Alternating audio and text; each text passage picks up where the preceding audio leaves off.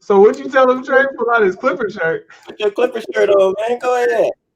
All right, so you see how we roll. Now Trey is about to make jokes. I will undoubtedly make jokes also, but let's be clear.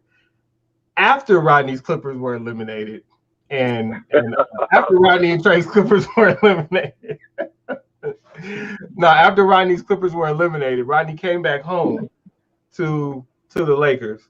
So we're celebrating the Lakers' 17th championship.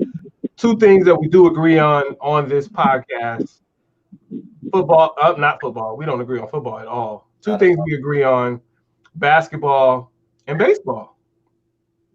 I told these guys that the best player in baseball was going to come make a difference, and I think they believed me, but they see Mookie getting down.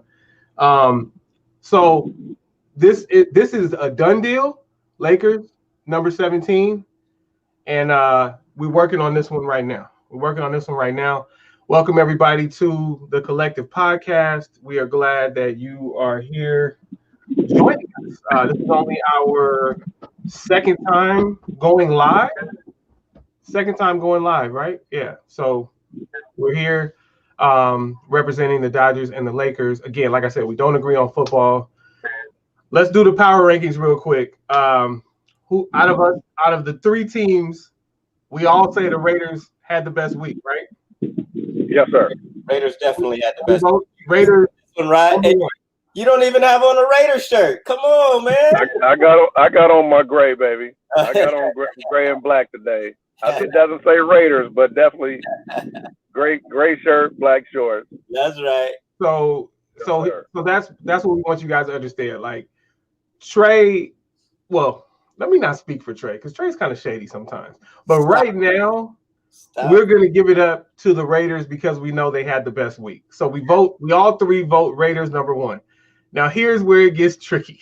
Right. Trey votes Eagles number two. I might be apt to vote. Nah, I can't. So I'm going to vote 49ers number two. This is just from last week. And then Rodney will actually be the tiebreaker. So Rodney, who do you vote second for last week?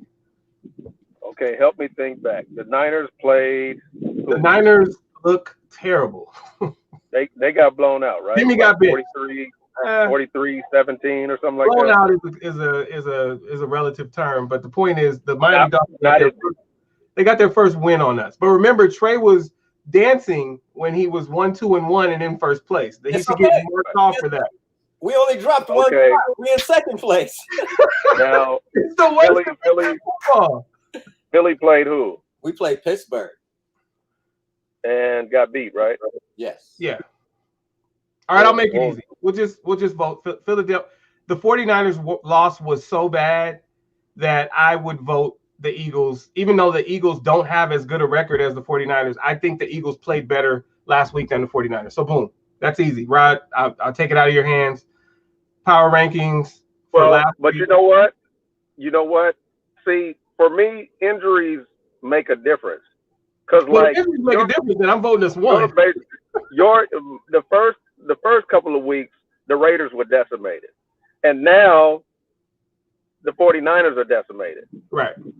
And Philly had injuries to key players the first 2 weeks, but they had players coming back, like on the mend. Yeah.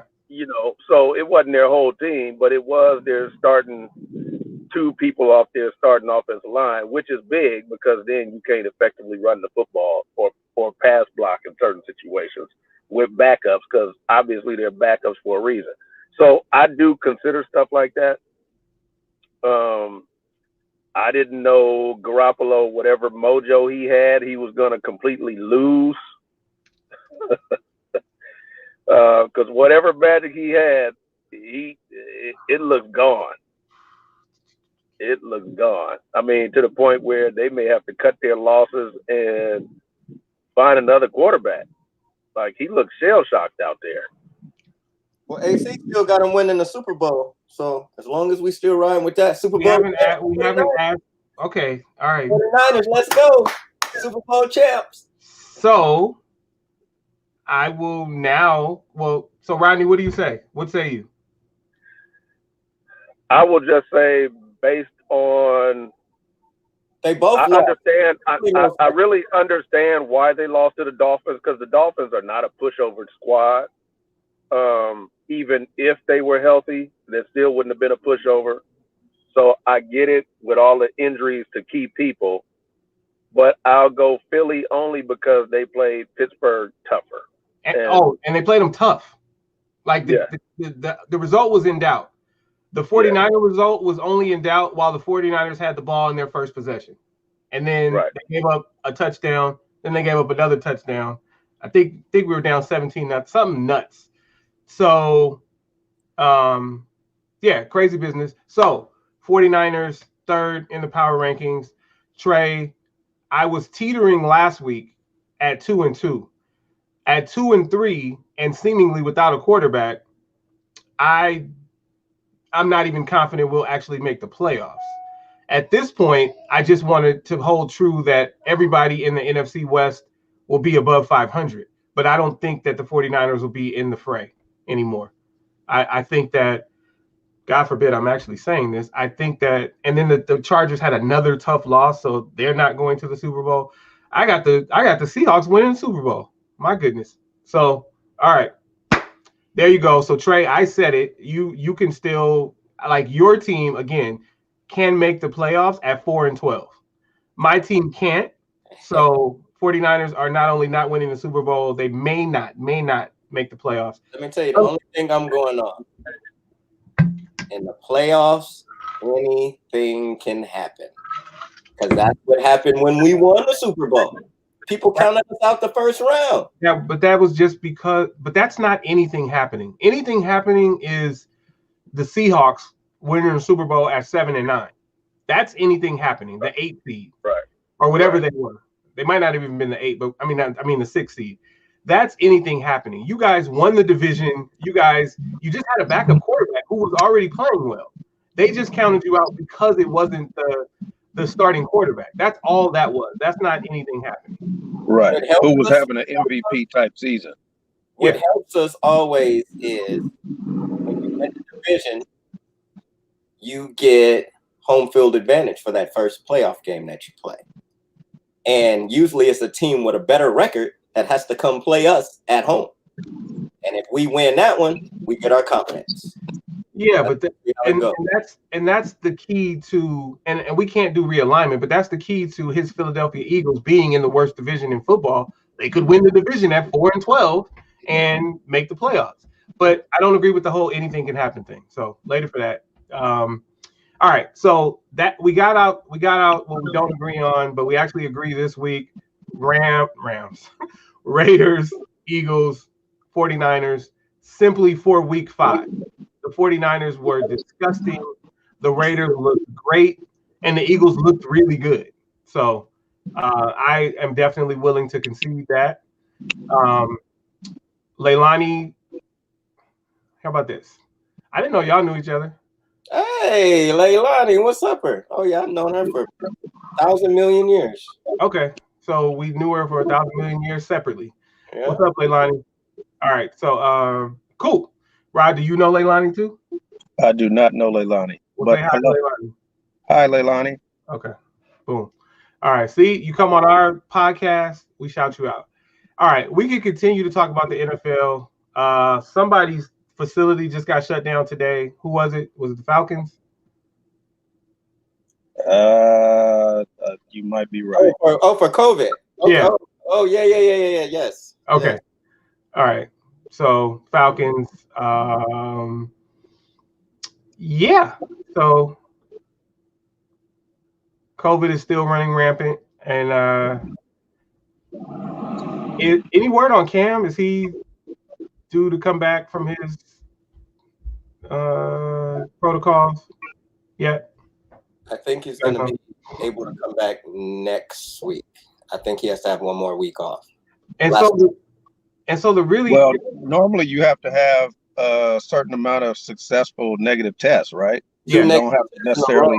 But he still has to, do his 14-day quarantine. So that's why I said he'll be out this week, but next week he should be fine if he tests twice. And it's 2 tests with at least 24 hours in between.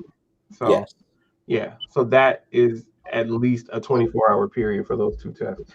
Okay, so it's not like it could be 2 tests in a row like that. All right, so anything you guys want to? I mean, we got a lot to unpack in basketball and baseball since we're in the playoffs in one and we just had a championship in the other. So anything else you guys want to say about football? I don't really care about the NFL right now. Football, only thing, let's go Eagles this week. Let's go Raiders. Let's go 49ers. And let's go Rams. Another LA team. Oh, that must be the gambler talking. No. That's not even.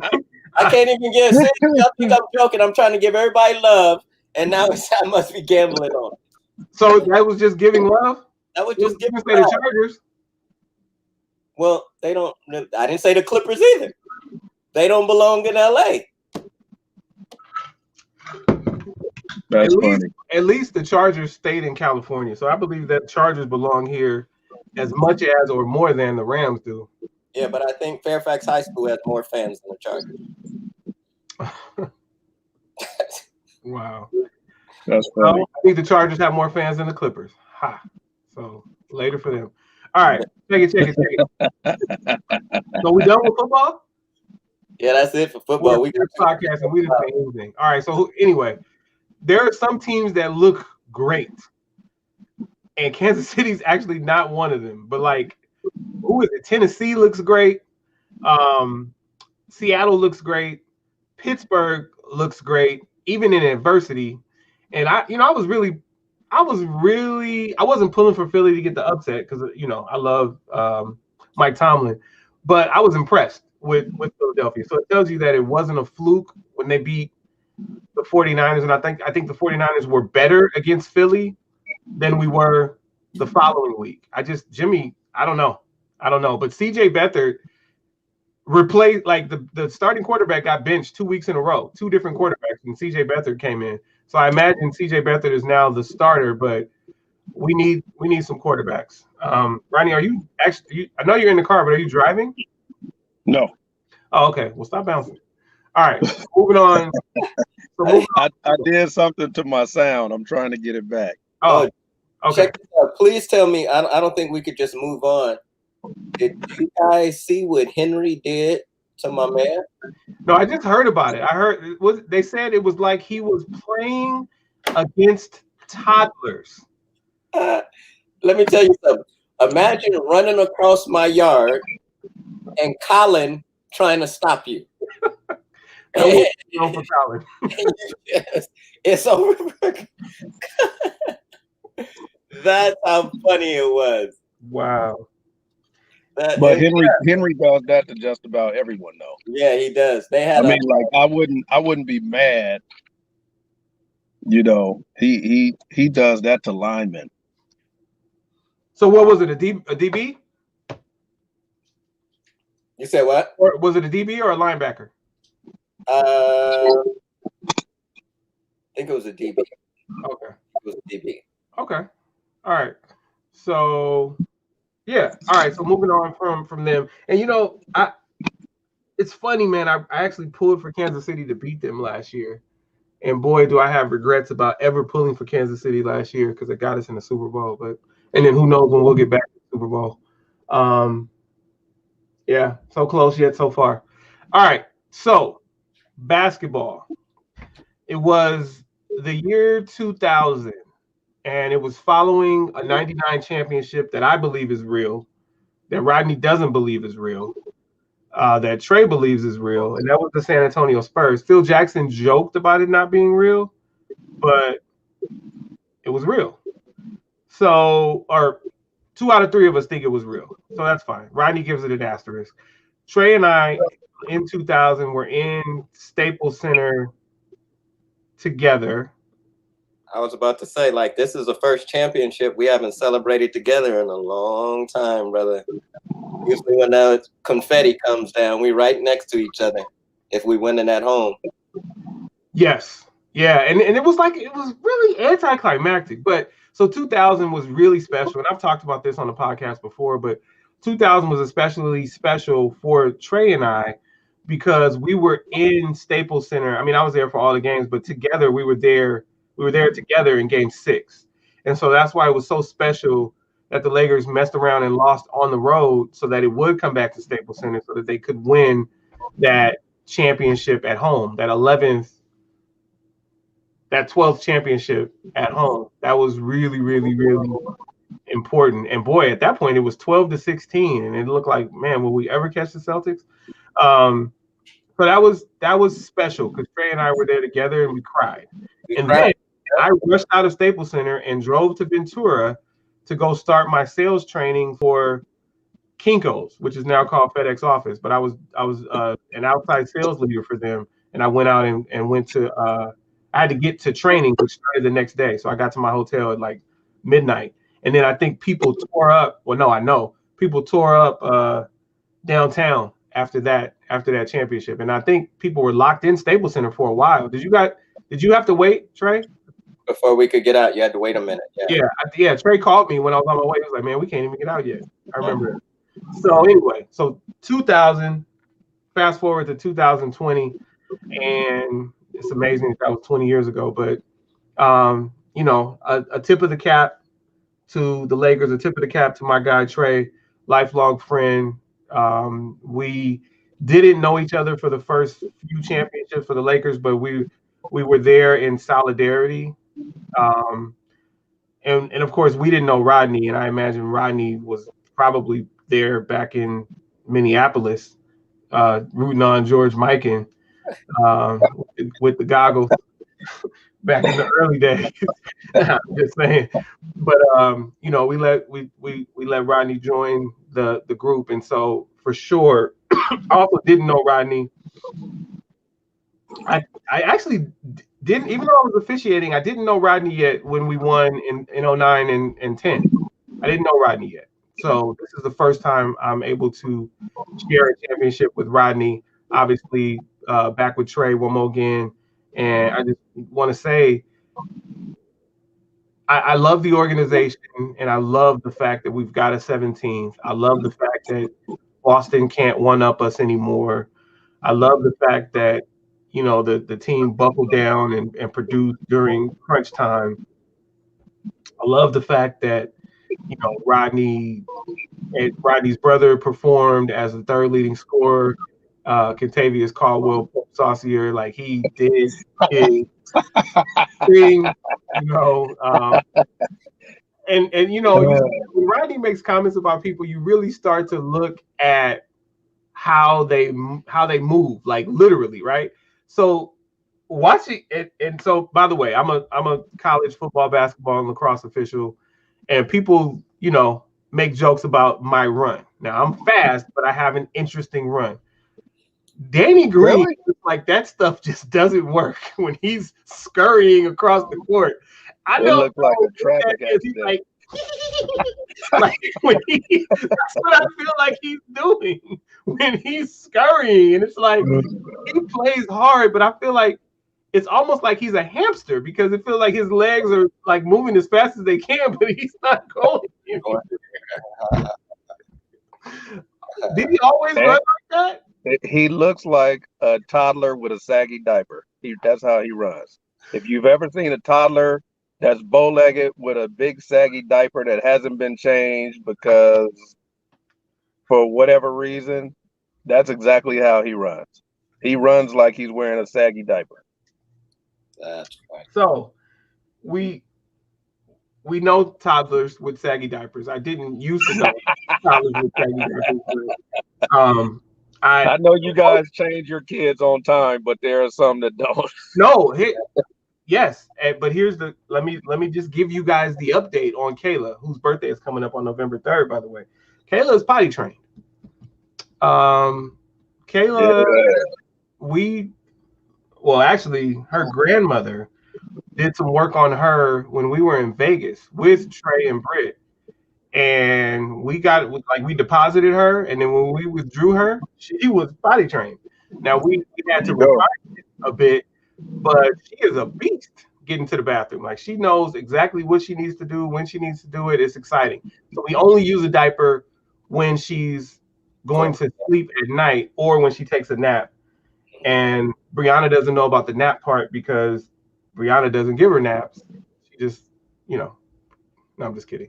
Brianna doesn't know that she naps because I put the naps back in while Brianna was out of town again because Brianna went to Vegas with us and then she went to Atlanta. So, she's making a brief stop back here in California and then she'll be leaving again soon. But yeah, Kayla takes naps and that's when we put diapers on her because we don't, no bladder control when you're asleep at that age. I'm assuming. I guess at some point. Right before you put her for a nap, make her go to the bathroom. And then the nap part. Okay. And then change her, and then you'll know if she's making it through her nap or not, because she'll have a fresh parent. But there's no hope at night, right? No, take her right before she goes to bed. She sleeps through the night, right? Yeah. Take her right before she goes to bed. I feel like she normally urinates 3 or 4 times during the night. Is that not? You can always wake her up at like what I used to do with Rod is wake him up at midnight and take him again. If you put her to bed at 8 o'clock, take her again at wake her up at midnight, take her, put her on the potty, let her go, and then just put her right back in the bed. She's good to go. Thank you for that. I will talk to Brianna about that. I fear that she will either say, "Yay! I want Classical Boo Boo," which is Classical Baby on HBO, or she'll want Bluey, or she'll want Doc McStuffins, and then it's like, let me tell you, when my kids go to sleep, they are out, and this house becomes your house. I'm terrified of waking her back up because it's like, whew, every time she goes to sleep. So, but I will keep that in mind, Rod. And I told you the story of Rod, that infamous. He found a pull-up in the back of the closet when we thought we had gotten rid of all of them. I told you about that, right? You did tell me, but why don't you tell our audience because they don't know? Okay, so Rod was being potty trained. We had him in underwear, and we would wake him up in the middle of the night to go use the bathroom. So he would go, take a little pee, come back, lay down. So this particular night, he goes to bed. We wake him up, take him to the bathroom. He goes, he comes back and gets in his bed, goes back to sleep. So 3:30 in the morning, I'm a night owl. I kind of smell something. I'm like, what is that smell? It smells like garbage in this house. I'm walking around to our bedroom trash can. I'm looking in there. I don't see anything. I'm fussing like, hey, did you leave some food out in the kitchen? Everyone's like, no, I didn't do it. So I go in the kitchen. I check the trash. Okay, there's no food in there. Check the garbage disposal.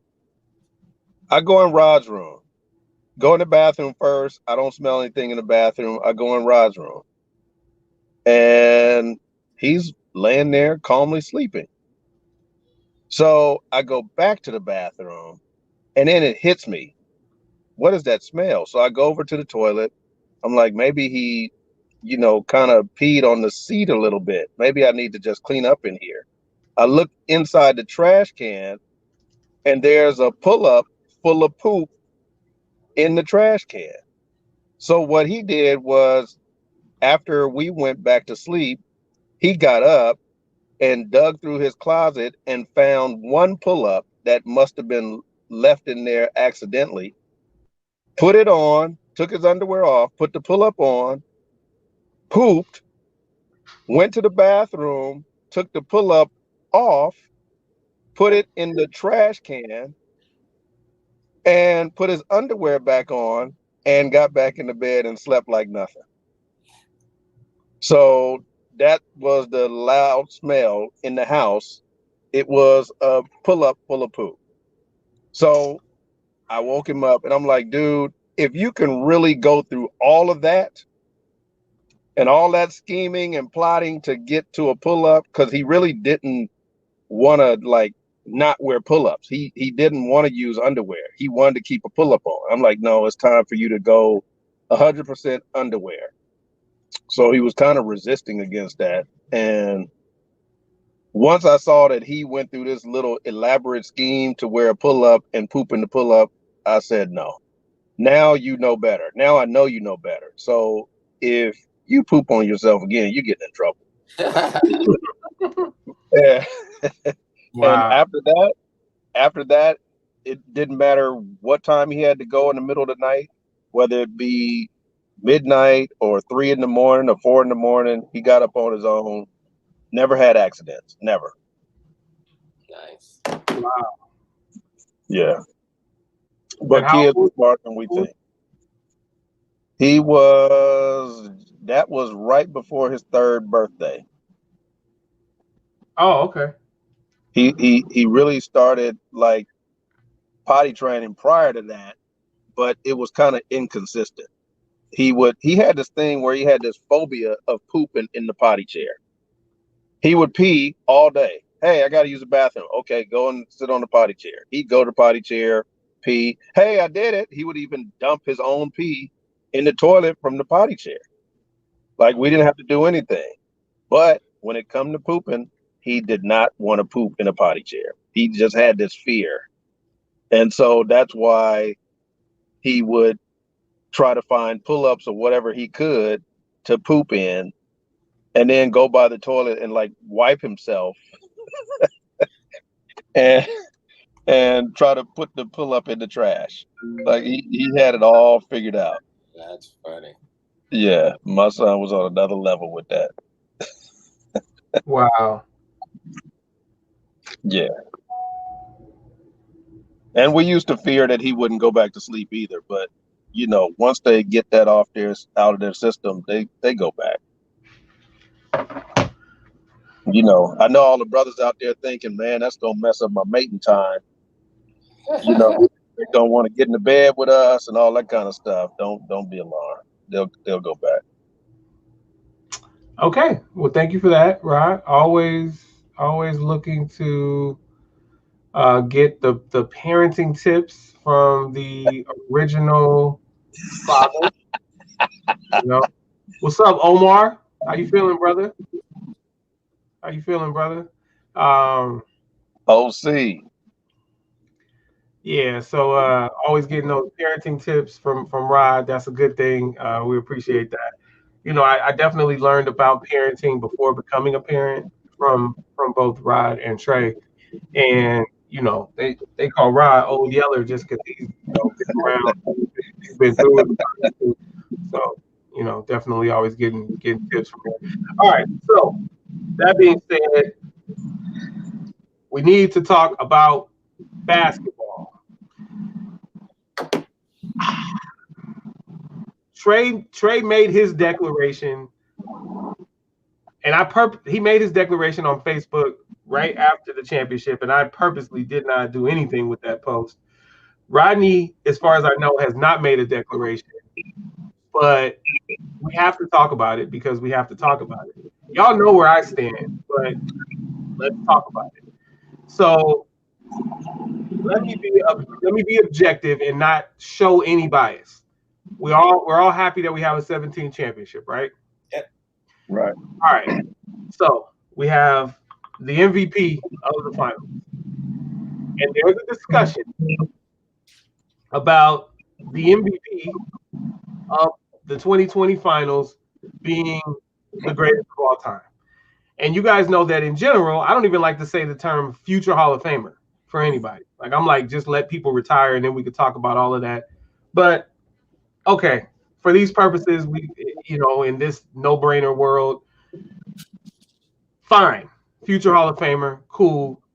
GOAT. And I know we had to do this with Brady, and I'm still reluctant there, even though the 6 championships are something to behold. Hey, you could get in this discussion, Omar. So the thing for me is, I don't even like to say future Hall And of Fame. Omar, Jordan ain't Kobe. Right. Omar, don't get me started. Jordan ain't Kobe. Jordan ain't Kareem. Come on now. Jordan is not the GOAT. You are vested in Jordan because you probably got on Jordans right now. I got a billion pair of them too. We spend so much money on Jordan. We wear them every day. When you're wearing something and everybody says, that's the best shoe out there. That's the best shoe out there. That's the best shoe out there. You feel like you are wearing the best. Yes. Clothes-wise, yes. Jordan's clothes look way better than LeBron's clothes. But hey, you trying to hijack my little statement. Let me say this. First of all, I have never liked LeBron's shoes, but boy, do those gold LeBrons look amazing. Like I actually want those. Anyway, but let me just get this out. I don't even like to say future Hall of Famer. Thank you know what, Omar, thank you for that. I don't even like to say future Hall of Famer, but we talking he's like, I'll let y'all debate it and da da da da. Give me my damn respect. I want to know where you guys. I want to know where you guys stand, and it's clear where Trey stands. I want to know where you stand, Rod, on this discussion about LeBron being the GOAT, and then I will give you my reasoning. I'll give you my stance along with my reasoning. So, Rodney, Trey, Omar, you could give yours too. You could type some more. We'll drop it on there, and then Trey, and then I'll go. Okay, so here's my thing. I'm not used to superstars championing their own cause, first of all. And he started putting himself in the GOAT conversation, like outwardly giving interviews saying, I'm the GOAT, I'm the GOAT, I'm the GOAT. I'm not used to that. Yeah. Like and I know we're in a different era and people say, Rod, you're stuck in the times. Thank you. I probably am stuck in the times. That's what I was gonna say, Yeah, Omar. I'm with Omar. Kareem is the GOAT. And for me, there's no close second. Right. Um, he's the best thing since the wheel. Yeah. And Jordan was the most marketable, as far as the clothing, the shoes, and all of that stuff.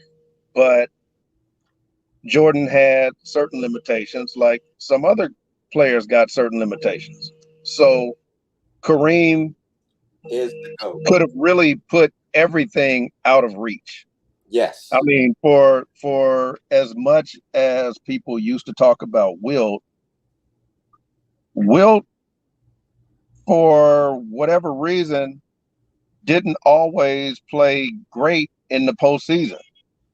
And I tell anybody, when you're looking at certain things, the numbers don't tell the real story. The numbers never really tell the story. No one's going to have a 100-point, 50 rebound game. Wilt is the only person that's going to have that, unless they change the rules back to the way they were when Wilt was playing, where you didn't take the ball out on fouls. You shot free throws for every single foul.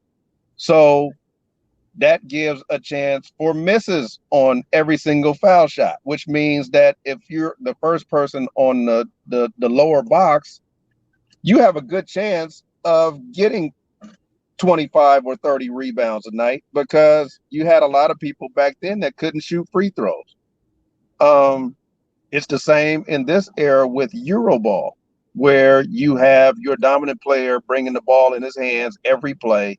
You running high screen and roll, and you got shooters on the wings, and so many people are shooting threes that the rebounds are always coming off long. So guards are getting 8-9 rebounds a game. I mean, just think about it. Lonzo Ball had probably one of the worst rookie seasons ever for a lottery pick, but he averaged 10, 7, and 7. So this dude is getting 7 rebounds a game in limited minutes. That tells you that rebounds are plentiful to guards when you're taking that many threes, especially if you're over 6'5". You can just wait for the ball to bounce long to you and start a fast break. And then the definitions, like I told AC before, the definitions for an assist and certain things have changed over the years. So you can't use the same criteria, because the assist totals would be lower right now if they still had the same criteria that we grew up on, which is you couldn't put the ball on the floor, you couldn't make moves on your own. The pass had to be directly connected to a shot, meaning that player that received the pass had to be going up with a shot once the ball got to his hands. He couldn't dribble. He couldn't make some kind of hesitation move and go around somebody and still score and get an assist. They do that now. So, I hear this talk about LeBron's longevity, and I'm like, dude, it's easy to be in the league for 17 years and go at the same pace, easier. I won't say easy, but it's much easier when you're not getting hit by Charles Oakley or Dale Davis or Antonio Davis or Xavier McDaniel. When you're getting hit by uh, Rudy Gay or some other person that's a quote unquote big, they're 6'10" and they weigh 215. Right. That's a big in today's game. So LeBron is the biggest guy out there. You know, he's one of the only guys that really seriously lifts weights. All the other guys, they do like plyometrics and they do these twitch muscle exercises and remain. So does that discredit him from being a GOAT because he's bigger and works harder than everybody? No. Well, I didn't say he works harder. I said that he's the only one who really puts in that much effort to lift weights because everyone else has changed and the league and even all the way down to the lower levels have changed their workout regimens to remain slim. So that's a bonus for his longevity in the league.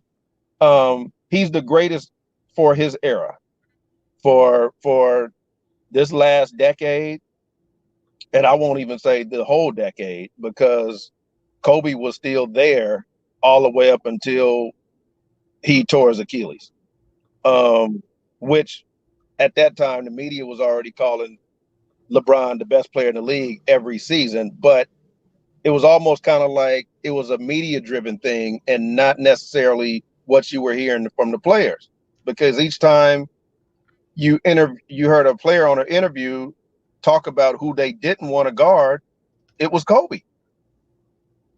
So, you know, he's the best for his era in this Euroball, which I call it Euroball era. But in an era where they don't play defense, really, they play zone. Like some teams play zone over 80+% of the time in a game. It's easier for you to get shots off. I mean, like that's soft to me. That's soft to me. And you're shooting over Joe Blow instead of shooting over, let's just say, someone with some real defense all night long. And that's a huge difference. When Steph Curry can get a high screen and take a three on somebody with slow feet versus the person who was guarding him, that's a huge advantage. An advantage that players like Reggie Miller or Ray Allen for the most of his career didn't get. They had to look at Jordan and some of these players all night long. Why do you have to keep bringing up Reggie Miller, dog? I know, but okay. So I gotta give the disclaimer. Go Bruins, okay. Go Inland Empire, since I live out here now. But come on, man. Reggie Miller mugged Greg Anthony and scored 8 points in 9 seconds. And that doesn't take away from that boy's jumper. Away with all of that. It takes everything away. It takes everything away. For his career. Not for his career. No, not for his career. And that's why I have to throw him in the equation. Because Ray Allen, Dale Ellis, Dale Curry, those dudes did it when you had to face that defender in front of you all night. Well, yeah, you had to mug the defender back, and that's what Reggie Miller did. So yes, I'm there with you. I always have to give that disclaimer because I was pulling for the Knicks, and like Omar is concurring. Rodney ain't a foul unless we call it, right? Exactly, LC. Exactly. All right. So breaking news. Oh, go ahead. Go ahead, Trey. Oh, some breaking news for you, Rod. Can Tyronn Lue bring your team a championship? He's the coach of the Clippers? He's the coach of the Clippers now. Well, I mean, I'm not a Clipper fan. I understand what you meant, but no.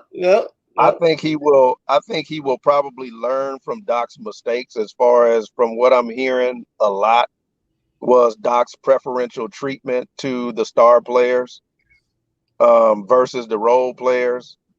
And that's new to me too, because I don't understand why the role players don't get that, considering that's been going on in the league for decades. Quite like the biggest one that comes to thought was, Bill Parcells let everyone know, yes, Lawrence Taylor gets preferential treatment, and he deserved preferential treatment. I mean, like, you're not going to outwork him when he's in practice and he's bringing it on the field and he's a game changer. So why, you think Phil Simms would have an issue with that? No, he shouldn't have an issue with that. Just Kawhi. Considering he's working with a short field after Lawrence Taylor gets a strip sack at the 20, he shouldn't have a problem with that. Would you let Kawhi sit out back-to-backs? You know what? I don't believe in that, but that's what they do now. There are other ways to manage. Players have been managing minutes, and when Magic was tired, when Jordan was tired, other players in previous eras, they still played. Yes, they were tired, they were a little banged up, but they still played, and they knew the spots to get rest in. They didn't play the whole game. They may have only played maybe 20 minutes, but they understood fans bought tickets to see them play.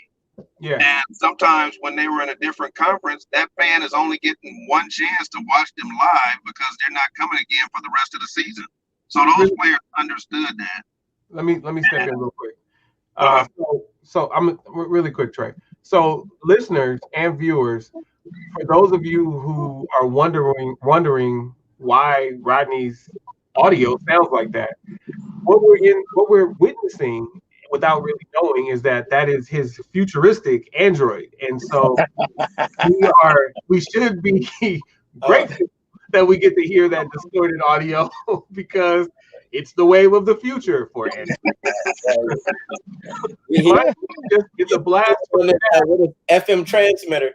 Right. It's a blast from the past for Trey and I because this is what Rodney's audio did every week in the beginning. But Trey said breaking news, Ty Lue is there to coach the Clippers.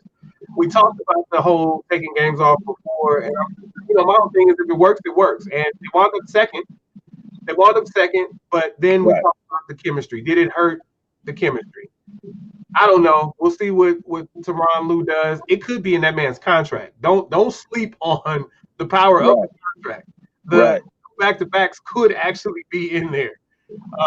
And then how do you argue with the blueprint? Like, he just won a championship in Toronto, not playing back-to-backs. So, but the question is, where does it stop? I mean, like, at the rate it's going, pretty soon guys will be like, hey, yeah, I want $30 million max deal, and I'll play when I get there. Like, I'll play. Exactly. I'll play on nationally televised games, or I'll play if we drop to third place. I mean, like, where will it stop? Yeah, this is where we're getting. Like, I want players to have freedom and have some say in what's going on. I'm completely on board with that. But at the same time, this is entertainment. You're getting paid to give up some of that freedom. You're getting paid to entertain. And now you're saying, yes, I'm getting paid to entertain, but I'm not going to do it all the time. I'm going to do it when I feel like it. Well, it's still a profession. Jobs don't work that way. You don't get to just go to your job unless you own the company. You don't get to just go to work whenever you just feel like it. And if by chance we stay in the bubble, it's probably all moot because it may just go every other day. But I hear you. All right. Now, back to Trey. Trey, you said you were going to say Kareem. If you want to be 100% transparent and honest with it, Kareem is that GOAT, and it's not a close second. And what I'm going to do is this, and I'm gonna just say this: Jordan in his era was the GOAT. He passed that to Kobe. Kobe was the GOAT. Kobe passed it to Bron.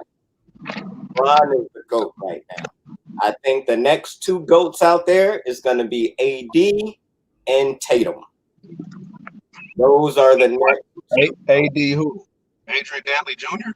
Oh, wow. Wow. What AD? Normally when Rodney takes a shot at Mike Conley Jr., but he's shooting at Anthony Davis right now. Anthony Davis. Is that who he's talking about? Like that? if AD can stay healthy, There you go. That's it. That if man will leave for an ingrown toenail, for a hangnail, hey, for you can't fault a man for injuries, but the man. come on now. Come on. You know what? You're a Laker fan, so I expect you not to ever say that. Kobe played through mangled fingers, bone spurs, you name it, he played through it and didn't miss a game. So I don't want to hear nobody talking about, oh, I tweaked my ankle, I'm gonna be gone for about 3 or 4 days. I don't want to hear that. I'm a Laker fan. Yeah, but I mean, we had the ultimate tough guys on our team. As much as, and it's crazy because throughout the years, everyone said the Lakers were a finesse team as far as style of play, but they had the toughest players. Right, but check this out. People say that all the time, like, yeah, this person has an ankle injury and this person played through it. People's body types is different. It's not like AD don't want to be out there on the court. He's 7 feet tall, so if he hurt his ankle, it's different from somebody else 6'7" hurting their ankle. There are a lot of 7 feet tall players out there that twist an ankle and come back. That's not an excuse. All right. Okay. Trey, stay here. So listeners, I've pulled up Trey's Instagram post from 3 days ago, which I did not like. You can look right there and see it doesn't say liked by AC from LA because I was offended. And so I want him to defend this post because I had to go back to it and say, was he talking about the Lakers? And I'm like, nah, behind all that cigar smoke, I'm pretty sure that's the player last name James. So defend this, and then we can move on from this picture of LeBron James smoking in front of the NBA Finals powered by YouTube TV. Goat of that era. Okay, so can we start using GOT Ethan, goat of their era? See that? Greatest of their era. Can we do that? Because how old is AD? AD's era is right now. How old is he? Well, I think I don't know how he's old. Like 28, 29, right?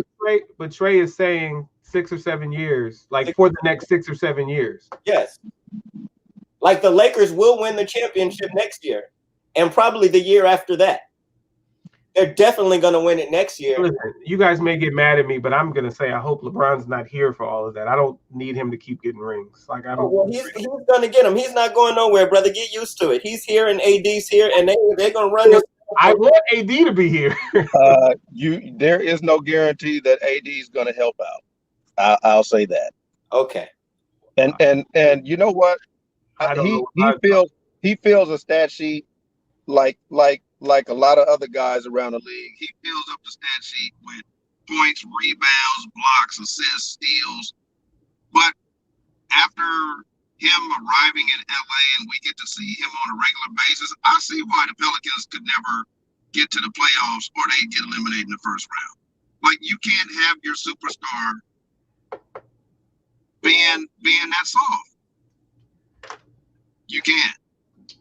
You can't. Your superstar sets the tone for the rest of the team. I think that was he soft in this playoffs and in this bubble? Was AD soft at all? Yes. When? Okay, so if I may, because otherwise I'm not gonna get a chance to talk. Let me be the liaison here. Trey, what he's saying is when AD settles for that fadeaway or seeks out that fadeaway instead of posting and reposting and backing down and just dunking on somebody, even if he shoots it at a high percentage, it's not always a great shot, and it's not great. And it's not great in the sense that you're not weighing on anybody, you're not putting people in foul trouble, you are not bearing down on the opponent. He's saying that type of basketball is soft. There, I said it. Now you can respond. Now you know exactly what and add in the hangnails and the ingrown neck hairs. But a person like AD doesn't have to pound every time. Somebody like Shaq has to pound because that's all they can do. AD was a guard. AD can dribble. AD was a guard 15 years ago. I'm tired of hearing that excuse. The dude is 7 feet. He's 7 feet, 240 pounds. Pick me. Right. 240 pounds. And guess what? Pick me. He ended 2 of the games because of his shooting ability. Pick me.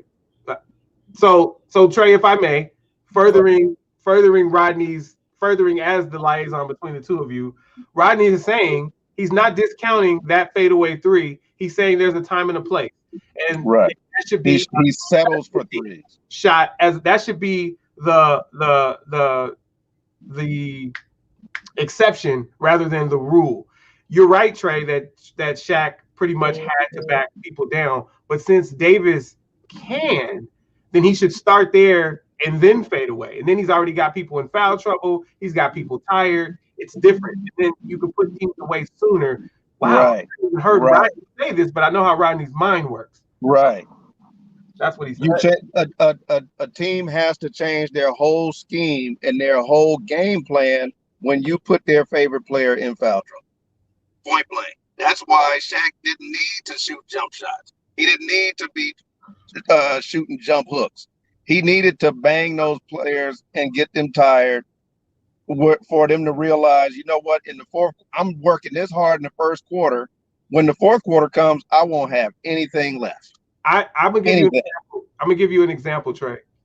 Kareem, if he worked at it, could have made sky hooks from half court, but he only needed to make them from 6 feet away because it was an indefensible shot. So he came as close as he needed to. I mean, as close as he could will himself to, and then just bear down on people to the tune of 6 championships. So I'm not saying Anthony Davis is Antoine Walker, whom I call Twinkle Toes. No, Antoine Walker, but I just think that you shot way too many threes.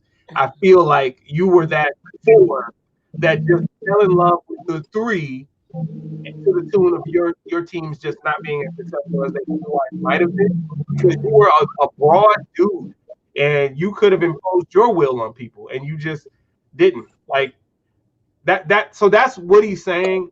I don't agree with the soft moniker, but Rodney is saying a soft style of play. Rodney uses that same thing on Candace Parker, and I will defend her to the death way more than I'll defend Anthony Davis. But that's really what he's saying, Trey. Soft style of play. But I think he can come out of that, Rod. Oh, no, he's soft. Flashes. Play and otherwise. He's soft. All right. Soft as Land O'Lakes So butter. Score, I don't think he's soft. Trey doesn't think he's soft. Rodney definitely think he's soft. So let me ask you this then. Is Kawhi soft? No. Why isn't he soft? Nigga don't even come to. I'm sorry, y'all. He don't even come to the game. He don't even come to the game. He's soft. He can't play back to back. We've never had that on the podcast. What just happened? But look at you. Hey, shots fired. Trey said, why isn't he soft? He don't even come to the game, man. Hey, when he comes to the game, he doesn't leave the game. Oh. AD is on a stretcher every other night. Oh my goodness. Medic. Look, AD is the newer version of Rasheed Wallace, and Rasheed Wallace was way harder. Huh? You got something to say about Rasheed Wallace? No, I'm saying Rasheed was way harder. Oh, they got the same type of game. They can step out, hit the three. They can both post up. Rasheed took advantage of every mismatch. If you were smaller, he posted you up and killed you on the block. If you were taller, he got you out there in no man's land and went by you and dunked it down your throat. Rasheed got championships? Huh? Rasheed got championships? Yes. Who did he win championship with? Detroit, 04. Oh, he did win one. Yeah, he did. Yes, he was the difference maker. So here's the thing. And so was AD. So you're both that look on your face, right? You're both right, and you're both not wrong. And you know yourself, Rodney, even with him fading away, well, if we say the difference, then I'm going with Rondo. But you don't win without bingo. The tape don't lie. You just said it. But okay, so same thing. He chipped in with 15. He chipped in. You've read that quote in the newspaper before. Such and such chipped in with, blah, blah, blah, blah. He chipped in with 15 and 9, which is good because he had like several games in a row where he was getting less than 5 rebounds at 7 feet tall. AD, when you have a party, brother, Explain that one. let me tell you. He's All 7 feet all tall. I need is a +2 because I'm bringing AC and I'm bringing baby hair 5'6" because I want him to apologize to you when you come to your party. AD, I need your That plus. man had 2 rebounds the first night and 3 rebounds the next night, and I think he may have went for a high of 5 the game after that. And he owe AD an apology. And that was only because he got called out by Shaq and the other guys on TNT inside the NBA. Well, he was cool with getting 2 or 3 rebounds. Well, listen, let's be clear. Since Barkley doesn't have any championships, let's give Barkley his due. He was the one that called him out first. So, and he was responding directly to Barkley. So here's the thing. He learned all this in the bubble. Like, whatever. He was sheltered at Kentucky. He was sheltered in New Orleans. He is here in LA now, but he learned how to break out of that soft mystique, if you will, in the bubble. So now he just has to work with people. So is Kareem going to take him on? Is Shaquille going to take him on? Is, I don't know, Paul Pierce going to take him on? I know Paul Pierce is not that same, but I'm saying, is someone that was tough going to take him on? Probably. Hi, Kayla. Hey, beautiful. I like the purple case. That a Laker case? Yeah, that's a Laker case, huh? Yes.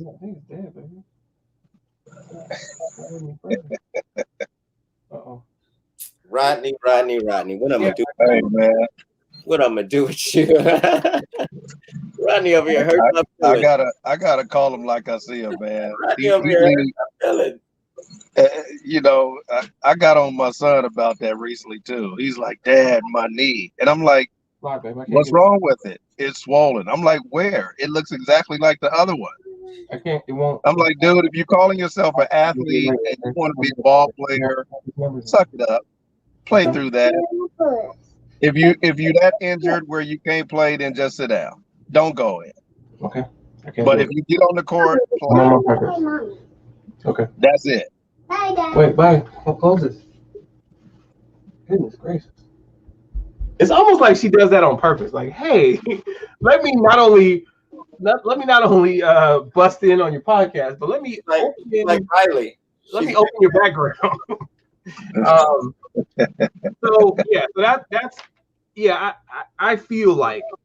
I feel like there's no way that Anthony Davis doesn't learn to take advantage of his advantages in this offseason. And I know Rodney says, well, if he comes back that way, then all good. Rodney just doesn't think he will. I think he will. Trey doesn't think he needs to. He clearly didn't need to this year because the championship says it all. But I feel like the Lakers had tougher games than they had to. So I agree with Rodney there. Some games were tougher than they needed to be. But without Rondo, I don't think we even get past Portland. Because I think some kind of way, if he doesn't come back, Dame Lillard may not even all kinds of things could have happened differently. I don't think they would have beaten Portland without Rondo. I'm gonna just put it in the air right now. Lakers get Bradley Beal next year. He just bought a house out here. Well, Rodney and I want Bradley Beal. I like Bradley Beal. I love Bradley Beal. Yeah, I'm a fan of his. I would take him in a heart. They can package KCP, Danny Green. You're gonna ship your brother.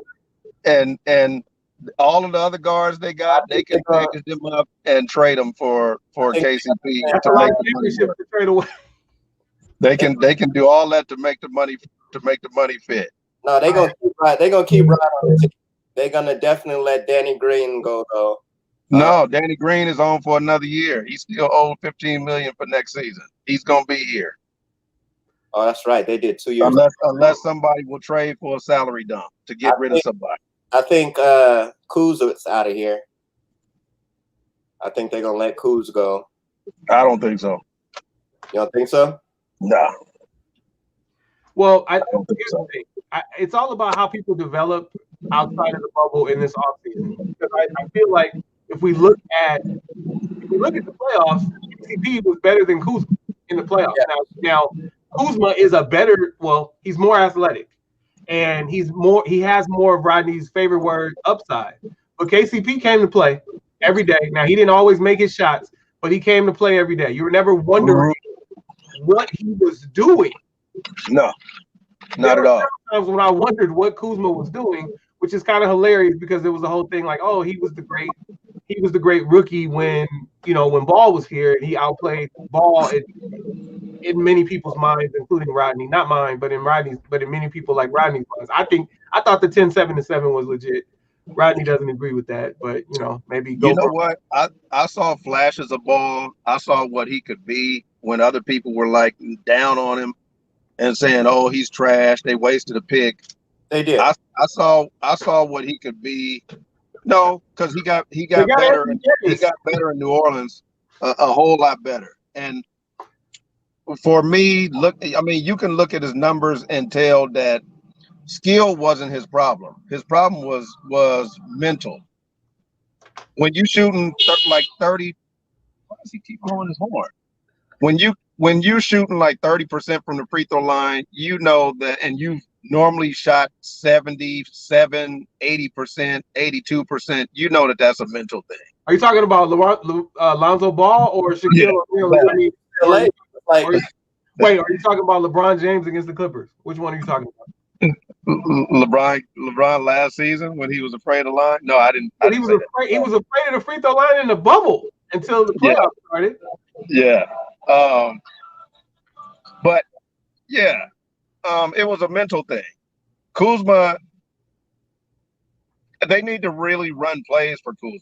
Kuzma wants to be involved, but he's in that little area where he's young and he knows the big dog's got to get the ball, and he doesn't know how to fit in. He doesn't want to overstep his boundaries, so he's just doing what he can. And so that's going to lead to inconsistency. Well, the way that if the coaches don't make his role clear for him. So if you want him to be a scorer, tell him, hey, when you get off the bench, come in and shoot. If he's going to be a starter, tell him, hey, you're going to be a starter, but you're going to be the third. Your audio, boy. Hey, so Rodney, it sounds like you're making excuses for Kuzma, but you call Anthony Davis soft. So is Kuzma soft because he won't take a stand and just play? No, that's just immaturity and youth. He don't like it. That's because he's not 7 feet. Because he's not 7 feet tall. Anthony Davis is not young. Kuzma's what, like 6'9"? I don't know heights, bruh. Kuzma's like 6'9", 6'10".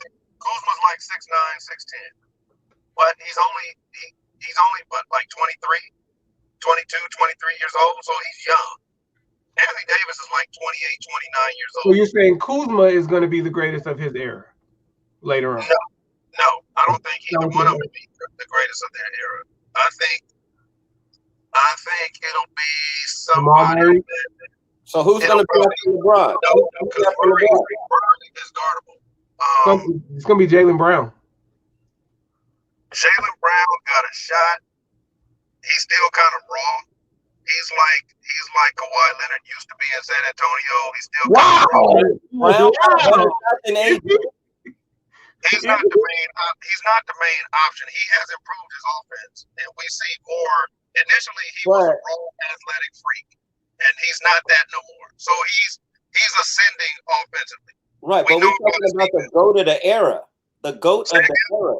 The GOAT of the era. He did say he has a shot at being that. That's what he said. Has a shot at being that. I would say Devin Booker has a shot at being that. We don't get to see Devin Booker.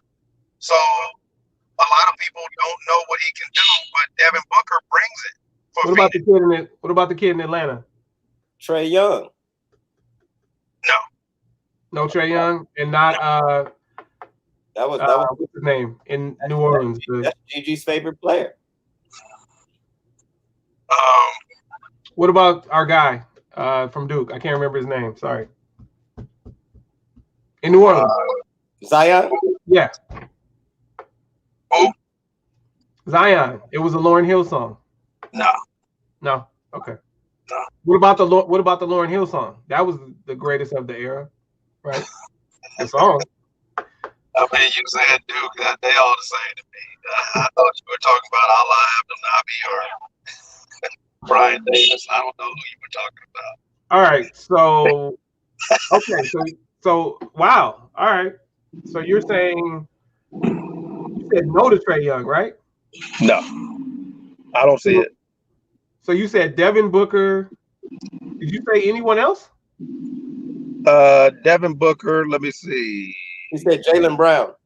Jalen Brown. No Tatum. Maybe. I don't think Tatum gonna do it. He had the opportunity to, and I don't think he's gonna be the one. He just If didn't have he if his bubble experience as a lot of people expected him to. But just think of how he was before the bubble. Before the bubble, Tatum was not. So the thing for me, Trey, is that I because he feel played, yeah. defense is extremely important. If you're gonna be the best, When we yes, talk you about got to this, play Trey, both ways. and and that's why I really like Jalen Brown. Even though I hate the Celtics, I really like Jalen Brown because that dude will slap the floor and defend you. Marcus Smart will too. Let's give credit where credit is due. But Jason Tatum is not a defender. But Anthony Davis is. Well, I think we're talking about the next era. He already said Anthony Davis is too old. He's saying Anthony Davis is in the era that we're in, so that doesn't count. So Anthony Davis does play defense. He does. But Rodney is going to say his defense is deficient in the rebounding category. I think he makes up for it in a lot of areas. I think Anthony Davis is a really good defender. But I don't think he's in that. I don't think he's in that discussion. Hey, Hey, Mama Carter. Hey, what's up, Mom? Judy Carter. Straight up. how are you? You know these people, Judy Carter. You know my good friend Rodney that helped build Noah's Ark, and you know my good friend Trey, who's been around since West Wilshire Rec Center / Pan Pacific Park. that's funny. Yeah. Yeah, Devin Booker. I don't think Murray will be there. I don't think Mitchell will be there. I don't think Tatum or Trey Young doesn't play defense. You know, he guns. He will shoot the lights out, as will Mitchell and Murray. But you know, we talking about somebody who's going to take over as the best in the league. I don't see any of them doing that. All right. But I don't see Devin Booker staying in Phoenix his whole career. I think he will leave there at some point, go to a bigger market, and people will see what he does. Because the dude was hitting folks for 70 a couple of times. I mean, that's kind of extreme, even for Euroball. All right. So I want to close out the LeBron thing really quickly. So something that's really important to me, right? Okay, so the whole greatest of the era thing, I like that. Like that kind of GOAT, greatest of the era. I'm good with that. And he's got his own little defined era. But here's my so his era is kind of like the end of Kobe's era to like now. And he got to 4, but with a lot of help. Like, let me work with me. I'm gonna get there. I can't discount the 3 losses to Golden State. And I also can't forget about those people there: Draymond Green, Stephen Curry, and Klay Thompson. But here's the thing for me: greatest of the era, I'm fine with, and then you can like kind of like tailor that to mean whatever you want it to mean. But for me, and I think that LeBron did something that people hadn't done, and they probably will do it now. Like you can see that maybe Durant. Well, no, let's go before Durant. Let's say that. No, you can't say that. You can't say that our guy did it. Who's our guy from LA that can't think of James Harden. You can't say he did it because he went to Houston effectively just to get out of OKC. So, with not necessarily any hope of anything being great. You can say that people joined him there, but you can say Durant went to Golden State because that was a great opportunity for him to win. So you can say Durant did it. You can say that Durant then went to New Jersey, Brooklyn, because there was another good chance for him to win. He did it with Irving, and apparently they're all co-coaches, according to Irving. He's a co-coach. Durant's a co-coach. Steve Nash is a co-coach. So that's probably a good situation for him. But historically speaking, LeBron did something that other people hadn't done, and I don't applaud it. I don't think that when you leave your team and go build what they call a super team in Miami, that yes, you did still have to win the games, and he did go 2 for 4 in championships there. And so 2-2, that's cool. At that point, he was 2-3 overall, but he had 2 championships. Then you go back to Cleveland, and then you do this thing with Kyrie Irving and Kevin Love and all of the Tristan Thompson, I know to a lesser degree, but you bring all these people, Kyle Korver, you have all these pieces in place, and you win a championship there that I feel was helped by the NBA suspending Draymond Green, but whatever, he got a championship there. So at that point, he got 1, he lost 3. So at that point, he's 3-6, and then he comes to LA and wins, and he didn't come here with a super team, so I'll give him that, but he did come here knowing that they would put some other pieces here. When you don't have the stability that people have had historically, then I feel like that detracts from you being in this whole greatest of all time conversation. And for me, it's because people did what they did with the pieces that they had. Like, Magic wasn't, I'm not going to say he wasn't calling shots, because they say that he got rid of Norm Nixon. Rodney would know better than me. But outside of that, he wasn't talking about who was coming there, like trade for this person. Like, people didn't get traded to the Lakers for Magic to win championships. People didn't get traded to the Lakers for Kobe to win championships. Jerry West pulled off that crazy move with bringing Shaquille here and then doing the draft day trade with Charlotte to get Kobe. Charlotte for Kobe for Vlade Divac. That was amazing. But people didn't. And then Kobe won with Pau Gasol and a whole bunch of people who were past their prime. And those 5 championships, that means something to me. When you look, even the Boston championship, where it was like that powerhouse of Paul Pierce, Kevin Garnett, and Ray Allen. Guys who still had a lot left in the tank. That's a super team. Well, he was a rookie, so I don't count him because he was a rookie and he was there, or he was young and he was there. They didn't pull him into that. Yeah, when all is said and done, he wound up being great. But these guys were great. 3 great pieces together. To me, that diminishes this whole greatest of all time thing. So first of all, the math is wrong when you say, okay, now that I got my 4th, give me my damn respect. I don't think that you've ever lacked respect. People respect what LeBron has done.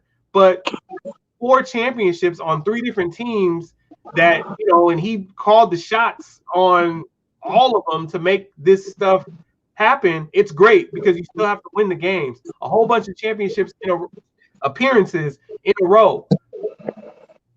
But we're not saying Andre Iguodala is the greatest of all time because he's been in 6 champions. He's been to 6 finals in a row and went 3-6, and that's a better record than LeBron James had in any 6 consecutive finals. So I just think that when you talk about Kareem, who was traded to the Lakers and won 5 more, traded away from a great team, right, with Oscar Robertson, traded away to the Lakers, and then some pieces are there, and then they win 5 more. Magic, whole career with the Lakers, 5 championships. Jordan, he didn't go to Washington to win a championship. So 6 and 8 years in Chicago. You can say Pippen chased, but Pippen was in Chicago for that, right? But Pippen's not in the discussion for greatest of all time. So Kobe, 5 in LA, stayed there, never left, could have left. LeBron left every time that he could. Like that, to me, I can't start talking about GOAT when you chasing the best possible composition of a team to help you win a championship. That in your prime, yeah. In your prime. Yeah. And that's the key, because people come at me talking about, oh, Kobe played with a super team with Malone. And I'm like, dude, Malone was like 38, 39 It was years the old. final You really year. count that? Gary Payton was 35, over 35. Because they have this meme or something saying how many Hall of Famers did Kobe play with. And they So talk about they're that for already counting they're already counting Steve Nash as a Hall of Famer and Dwight Howard as a Hall of Famer. And I just had to put it out there. Steve Nash was 40 when he played for the Lakers. He was done. That was a bad trade for the Lakers altogether. He was leaving Phoenix with a bad back. Dwight Howard was still trying to get back from back surgery. So it sounds good on paper when you say, "Oh, Kobe played with this person and that person." He he didn't have too much of anybody to work with, and the team was built for Shaq. It wasn't built for him, and people don't understand that. Like Kobe would probably put the stats through the roof if he ever had shooters on the wings that could knock down shots. Never had. So when I hear this narrative that, oh, Kobe played with these great players, and AC, I've talked about that many times. His quote unquote shooters, I'm like, it's a joke, which is why, I was kind of critical because LeBron still doesn't like taking shots down the stretch when the game is on the line. And so I was critical of him passing the ball to Danny Green, who he knew was like 3 for 20 in the series from behind the arc. Like, yeah, that's a smart basketball play. That's what you do. As far as if it's a regular game, but the superstars, and you can just and I go by the history of the league. I mean, forget what everybody's talking about of, oh, this was a great play, and that's not what the superstars do. And maybe I am too old fashioned or stuck in my ways or whatever, and I'll be the first to admit that. But when you see the greats, and I'm talking about only the guys that they call the greats, they don't leave the win or lose, they don't leave the trajectory of that team into somebody else's hands who's a role player. They don't. And so someone said, well, Kobe passed to Ron Artest. And I'm like, that Kobe was not trying to pass to Ron Artest. Like, when he passed him the ball, you can freeze frame the camera and look on Kobe's face and see that he thought he made a mistake. Like, why did I do that? That's not me. And Artest just happened to knock down that three against Boston. Now, it's different when you're Michael Jordan and you're kicking it to Steve Kerr or John Paxson. Those are two of the greatest three-point shooters in league history. That's different. But Danny Green is not them. KCP is not them. So if Kobe has to kick it to Luke Walton or Smush Parker or some of the other guys he's played with, I'm shooting it too. Simple as that. If I got to take a defended 15-footer or kick it out to Luke Walton for, maybe lightly contested or uncontested three in the corner, I'm still shooting it. I don't care because Luke Walton hasn't hit a shot the whole Laker career, and I don't expect him to do it now. So, like you were saying, AC, I guess I can add to what you said. I don't really put the stock in the 3-6 finals record. Just like I don't really put stock in Jordan's 6-0 finals record, because when he didn't get to the finals, he got killed. He just happened to win each finals he was in, but that doesn't discount when he didn't get to the finals and he was getting killed in the second round or even the first round every year. And I guess it's honestly, and I know some people will trip when I say this, it's hard for me. It makes it hard for me to get up for this championship, even though as a Laker fan, I'm glad they won the 17, and because I hate Boston, and I really have always wanted us to pass them as far as championship banners. But I guess as a fan, a lifelong fan, I haven't struggled with LeBron. I struggled with Kareem. I struggled with Magic when he shot the air ball finger roll and they called him Tragic Johnson.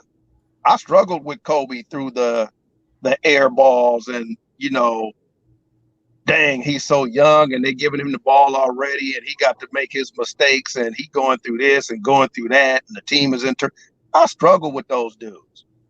So when they did win, it made me love the team and love the championship, and it was that much sweeter. And it's almost like when you work for your money, you cherish it a little more. You don't want to just go get your check after you worked all for the past 2 weeks and you get your biweekly check and you just take the whole thing and bet it in Vegas and lose it. And you just be like, oh, well, no, you don't do that with your paycheck. Now, if you got some tricking off money that you won at the slot machine, a week prior and you trick that money off, it doesn't hurt as bad. And so when LeBron comes and he makes these, under the table teams and there's no struggle, there's no, fight to get over the hump. There's no, hey, this is what I was lacking last year. Let me add this to my game. And that's why I'm big on him not adding a mid-range game and even a post game. Well, he started posting up a lot more this year, more than he has in his whole career, which I was glad to see. And I've always been one to say, if LeBron really utilized all his weapons and added skills to his game, I would unquestionably call him the GOAT, because that means that no matter the circumstance, no matter the system change, and no matter the era, there are guys that are certain guys that are errorless that could play in any era you could put them in, and they wouldn't have a drop off. And there are not a lot of guys that can do that.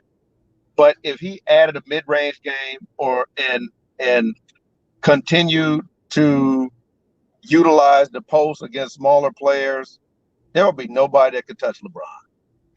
And that's what made Jordan at the top of his game, because he utilized mismatches nonstop. And so did Kobe, and so did Shaq, so did Magic. Although Magic always defers and says, "Oh, this guy is so great, and he's this and he's that." We know Magic's personality from being lifelong Laker fans. The real Magic that we know doesn't think any one of these guys is as good as him. Honestly, knowing what you know about Magic and knowing his will to win and his competitive nature, Magic would never admit to anyone being better than he was. No one, not even Kobe. When they say Kobe's the greatest Laker, Magic would never, if Magic was still playing, Magic would never say that. I got a question. He would, uh, Not a question. It's a comment. Go ahead. so like I said, these, I guess, for the lack of a better term, microwave championships where, a bunch of guys say, hey, we played AAU together. When we get to the NBA, let's all just sign a 1-year deal and win a championship in Saskatchewan. That's hard for me to get up for. Hard. And Yeah. so it takes away for my love for what has gone on. And which is why it's hard for me to give credit to the 99 championship, because these guys are playing 82 game seasons and they played 45. I mean, like, that's part of what you have to go through to climb that mountain. And when you get a 200-meter head start of a 400-meter race, well, you can't say that you ran the same race. So and so this came up before, and so I don't agree with Rodney in that regard because I like they didn't have a head start. Yeah, you could say that they don't compare to other championship teams. That's what you can say because they didn't go. Well, you can say what you want, but in my opinion, it makes more sense to say they can't compare to other great champions because that year that championship was only a 45 game regular season, but they had no advantages over any other team that played in the NBA that season. That's why it can't be that kind of asterisk where they had a head start. Like maybe, the bubble was their arena. Like everybody played the same season that year. So I feel like it counts. Maybe just not it's not a great championship like all of the championships the Lakers had to go through. But to that end, just I want the listeners to know, like the viewers can see it, but I want the listeners to know, Rodney also thinks that there's a championship, an asterisk here for this Lakers championship, and it's because of the bubble. It's because they didn't have to play the 82 game regular season. It's also because there was this big break between the first 3/4 of the season and the bubble. You still feel that way, right, Rod? I do. Okay. So but what we do know is that there are no asterisks in the books, and there won't be an asterisk up in Staples Center. So 2020 is number 17. We got it. Boom. Kareem is the greatest of all. Man, it's great to have the greatest players of all time be Lakers, and I don't mean LeBron James. So just don't get it twisted, y'all. Yeah, that's a great thing. And so if LeBron really is a future Hall of Famer, here's my question. Trayvon Hobson and Rodney Saucier. Does he go in as a Cavalier or a member of the Heat? See, wow. He's gonna go in as a member of the Lakers because he will have 3 championships by then. No. He's no. Dude, his jersey, Trey. You better not be trying to tell me that you think his jersey's going up in Staples Center. When he wins 2 more championships, his jersey will go up in Staples Center. He's gonna win 2 more championships as a Laker, bro. There are only a couple. I guarantee you, they will be calling for a statue for him in front of Staples somewhere. I guarantee you. Yes. And I don't agree with that, but somebody will do it.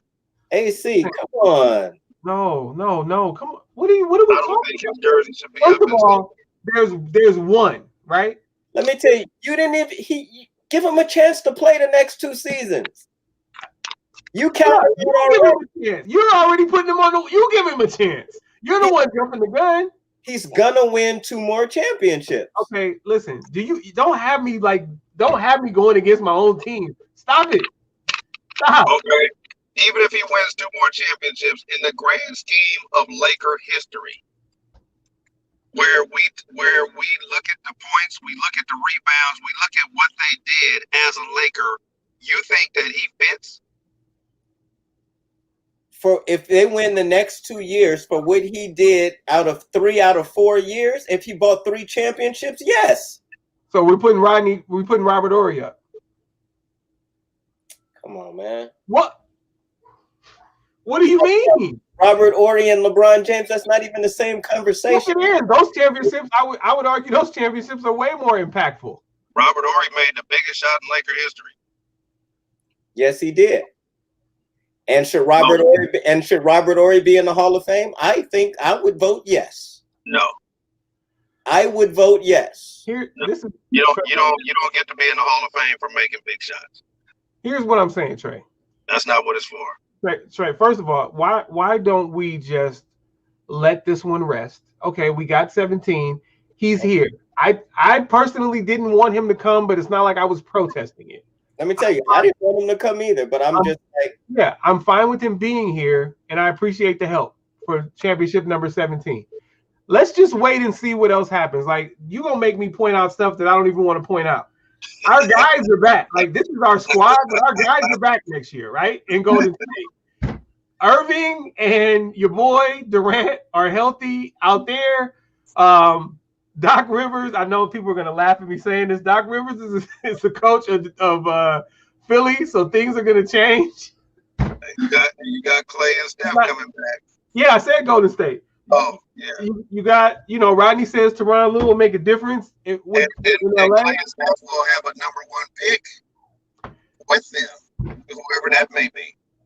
Listen, you got a really hungry Denver team.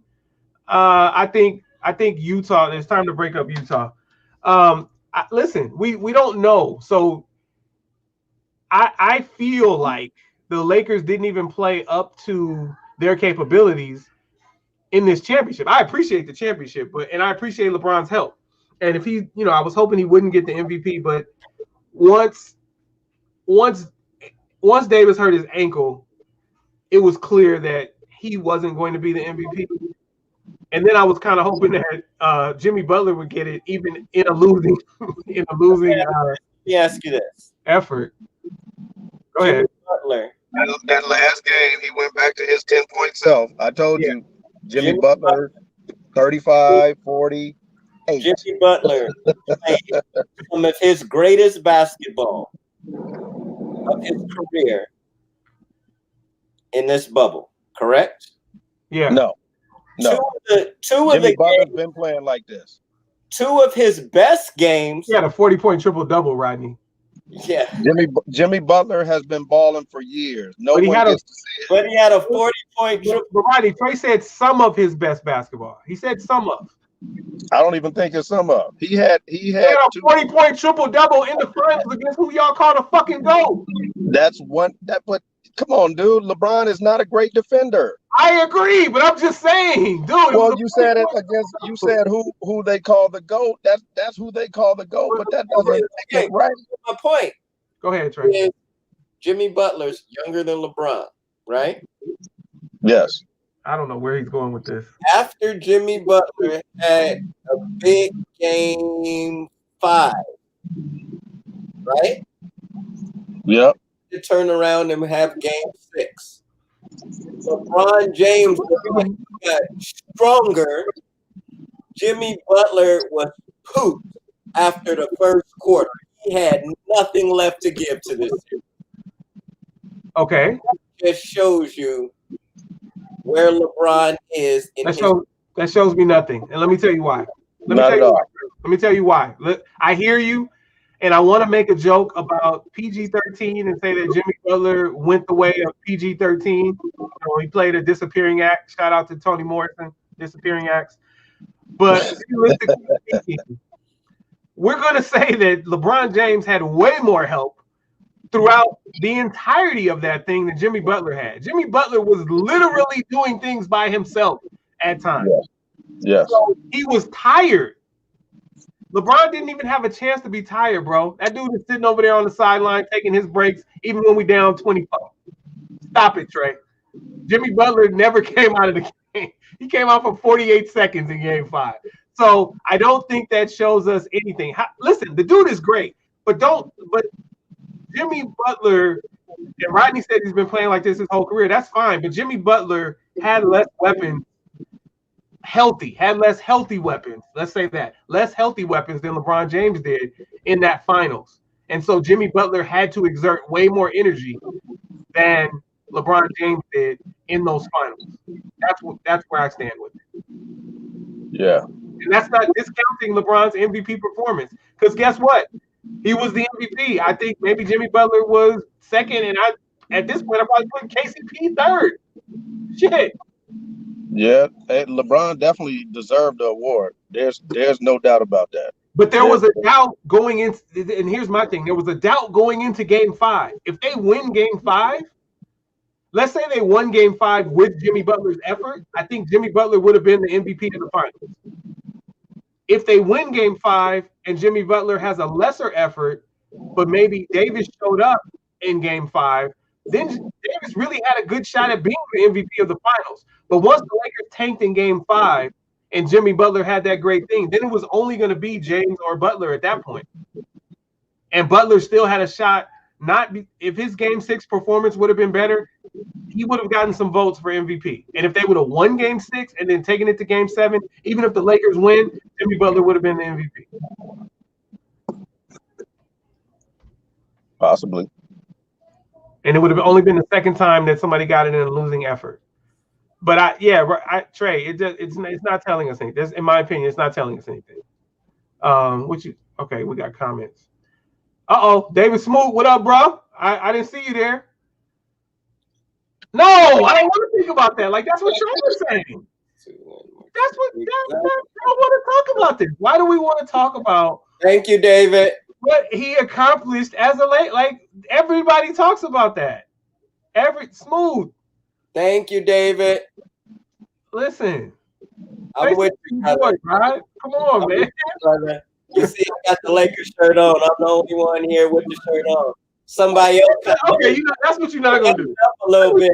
You're not gonna do it. Up a little bit, and the other one's a Clipper. No, listen. I'm color coordinated. I got my Dodger blue on here. I got my Dodger blue on here, and I got my Dodger blue on. So the Lakers shirt doesn't match. I'm not just gonna be like out of sorts. Y'all know how I do. I got my Apple Watch Fitbit bands to match. Up until AD hurt his ankle, he was the MVP. Hurt his ankle, among other things. Rodney, hey, Trey, you didn't hear Rodney say ingrown hair on his neck. That man had every ailment known to man. He had gout. He had rheumatoid arthritis. He had hammer toes. He had neck hair problems. He had turf toe. Hey, let me shout out my guy. David Smoot is our friend. Trey doesn't know. That's a friend of Rodney and I. He officiates with us, and he's just a really good guy. Like he's a genuine guy in and outside of officiating. Shout out to him. Omar is a genuine guy too. I used to call Omar Sneak Attack because early in our basketball career, I felt like he was doing some sneaky stuff, but I don't call him that anymore. We just boys now. Like we're good. We came a long way from that. But I just want to throw that out there. And David Smoot is our guy. We call him Smoot.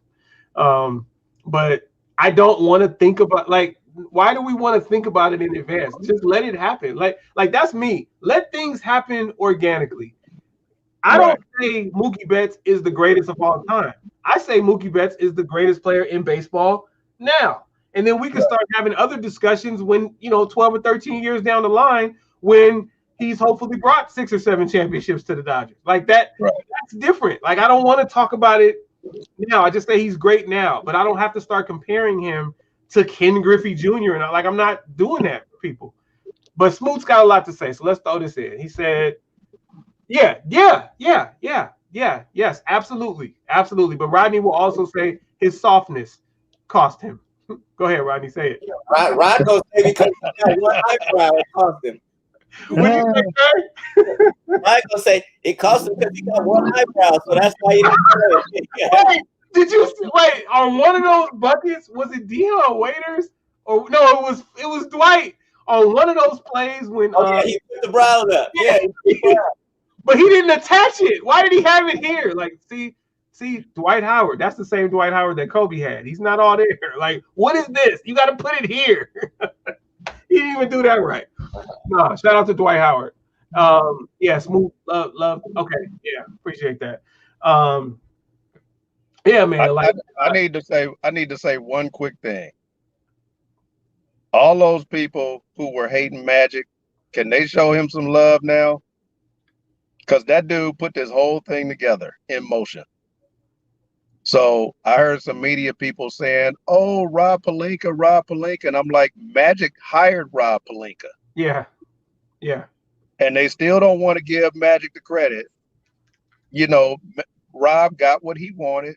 He didn't do it the greatest way, but he got what he wanted, and he did his thing. And hats off to him. He just did it the wrong way.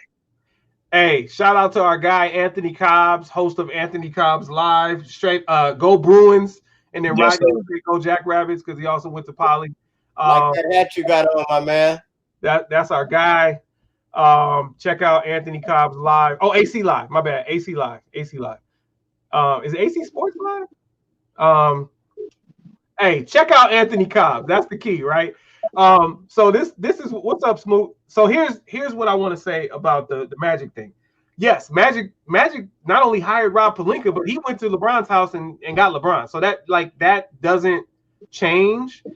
And I feel that Rob Pelinka reaching out to Irvin that night, said, I'm sure he called him to say thank you. Right. But Magic, I don't know if you guys know, but Magic said on Twitter, I got to give a shout out to my guy, Rob Pelinka, who took time away from the celebration to call me after the championship. I think that's all thank you. I think that's something there, right? And if you know basketball, you know what Magic did. And so shout out to Magic. And I don't ever want all right. And Frank Vogel, I think, did a really good job. I don't know how Rodney feels about it. Rodney is usually uber critical of coaches in general. So I would like to see what Rodney thinks of the job that Vogel did. Yes, Anthony, Magic, and Kobe agreed on Pelinka for sure. Pelinka was definitely Kobe's guy, and Magic was good with that. So that happened. Going back to this, Rod, I know how you would have felt about Vogel if it didn't work, but it worked. So what are your thoughts? You know what? It worked, and there's not really much I could say. I mean, I think the dude made adjustments. I think he constantly made adjustments. Trey, if you remember back, we talked about this. After game 1 against Portland, what did they do from then on? Picked up full court. Whoever was the main ball handler picked them up full court. Whether it was Lillard, McCollum, whether Lewis, what's his name, Murray in the Denver series, whomever it was, they were picking them up full court. After that, I definitely love that. Yeah, that's adjustments. Making adjustments. That's important, right? Yeah, he did a thing. He did his thing. Now, I mean, I'm still where I still feel how I feel about him getting a job, but he did his thing during the playoffs and even during the bubble. This is honestly for me a season that I'm never gonna really be used to. For the earlier facts mentioned, or for the fact that the whole reason why me and a lot of other people thought the Clippers would beat the Lakers is because the Lakers didn't bring it every night. You didn't know what team was going to show up. And we didn't know prior to them doing it that they could just turn on the switch and start playing hard and cut it off. And I'm used to teams giving it 100 all the time. And they weren't doing that. I think that's because you didn't believe in Davis, because you think he's soft. Yes, I still do. I never thought 1 minute that the Clippers would beat the Lakers. When Charles Barkley said at the beginning of last season, the Lakers will be a 4 seed in this West, and the Clippers are the number 1 seed, number 1 team to win the championship. Well, I bet some Clipper fans, and they just had to come, that the Lakers would beat them if they played them in the finals, and we bet up on head-to-head matches, and who would have a better record at the end of the season. I knew right then. Clippers been good. Haven't been and not gonna be. Well, I don't agree with that. I never agree with Barkley, but I did have my opinion based on the fact that the way your cousin Trez was punking AD throughout the season. And so that was a big reason why I thought the Clippers would beat them. Clippers gonna have I didn't know Paul George would get stuck in P Valley for the rest of the season. I did. Well, he hadn't shown that. So and let me tell you. He went to P Valley and he saw Mercedes and he just lost his mind and never came back. I heard some talk of them thinking about trading Paul George already. They can't. His contract is too big. They're stuck. No, okay. I'm not saying nobody wants him, but nobody wants him with that contract, Trey. It's if he did, he was missing. But and Doc Rivers or no other coach is going to get him to be able to pull him through that, which is why I don't like the fact that they fired Doc. Because I don't see any coach that could tell a player who got his head stuck in the neck of his shirt to come on out and play. I just, when that's not in you, it's not in you. And it So wasn't in him. so here's what I say. Well, first of all, do you want to address this? They had the number 2 record, so why were you so convinced that they were going to be better than the Lakers at the end? You said why? Well, no, David Smoot is asking why. It's right there. Oh, on the screen. okay. Like I said, they had been punking the Lakers all year. I didn't think anything would change. I Well, think it was 2-2. Say again? It was 2-2. Well, I It think was 2-2, but it wasn't a convincing 2-2. I mean, like I said before, the tapes don't lie. Beverly had LeBron mentally locked up for whatever reason, and I would never understand that. Well, I agree with that, and that was a lot of fun for me. But Trey, tried to shut that down when I brought that up. Because I joked that Beverly was better. I was joking. We lost Mizzo on that kind. Was that what it was? We lost Mizzo. Touchy subject, yeah. All right. But the Clippers had injuries and all that stuff, so they didn't come with their full horses by the time. Yeah, we're not doing that.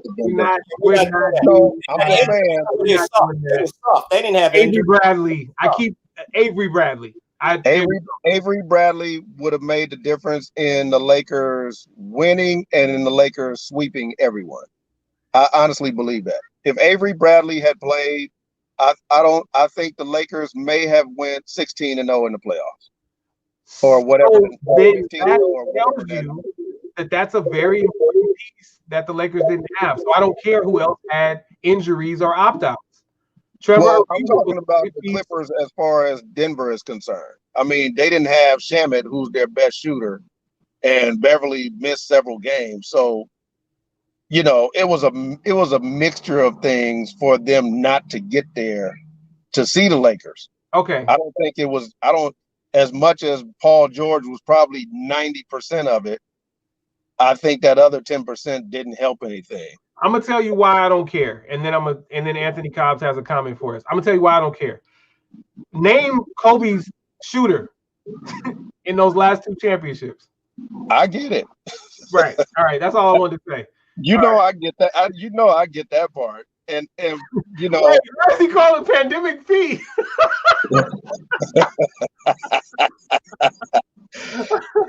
You know what? There are 2 people that I know that are hilarious. One is Mr. Anthony Cobbs, who comments on all of my stuff with the funniest, craziest comments that you can think of. And he does it with a straight face.